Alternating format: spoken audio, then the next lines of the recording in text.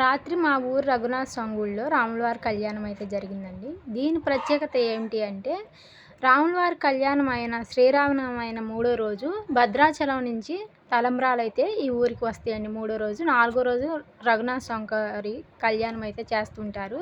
ఆ కళ్యాణానికి చుట్టుపక్కల 4 ఊర్ల జనం అయితే వస్తూ ఉంటారు. మేము అటువంటి కళ్యాణానికి వెళ్ళాం. కాకపోతే కళ్యాణం అయితే చూడలేదు. ఎందుకంటే నైట్ 12కి కళ్యాణం జరుగుతుంది కాబట్టి అంతసేపు ఉండలేక మా పిల్లల్ని తీసుకొని నేను భోజనం చేసి కాసేపు తిరిగి అంతా చూసి వచ్చేసాను.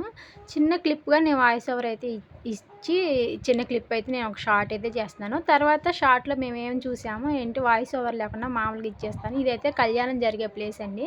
ఇక్కడికెళ్ళి ముందైతే కొంచెం వీడియో అయితే తీసాం. పైన మండపం అది. ఇక్కడ కళ్యాణం అయితే చేస్తారు. చుట్టుపక్కల మొత్తం చైర్స్ అయితే ఏశారు. చాలా బాగుంది. మేము ముగ్గురం అయితే వెళ్ళాము.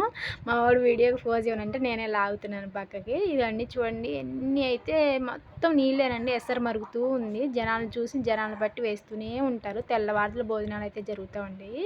మేమైతే ఈ భోజనాలకు మెయిన్గా వెళ్ళేది ఇదిగోండి మామిడికాయ ముక్కలు పచ్చడి. ఈ పచ్చడి కోసమే వెళ్తాం ముందు మా పిల్లలు కానీ నేను కానీ. కోలాటానికి అయితే అందరు డ్రెస్ కోడ్ అయితే వేసుకొని అందరు రెడీ అయిపోతున్నారు. ఇంకా అయితే ఏమీ అవ్వలేదు. ఇదిగోండి చిన్నప్పుడు ఈ బొమ్మలు చూసినప్పుడు అయితే అమ్మని నాన్న తెగ విసిగిచ్చేసేవాళ్ళం. ఇప్పుడైతే ఇవి చూస్తుంటే ఇవి మనం వాడామా అనుకుంటున్నాం. మన పిల్లలు అయితే ఇప్పుడు ఎవరు తీసుకోవట్లేదు.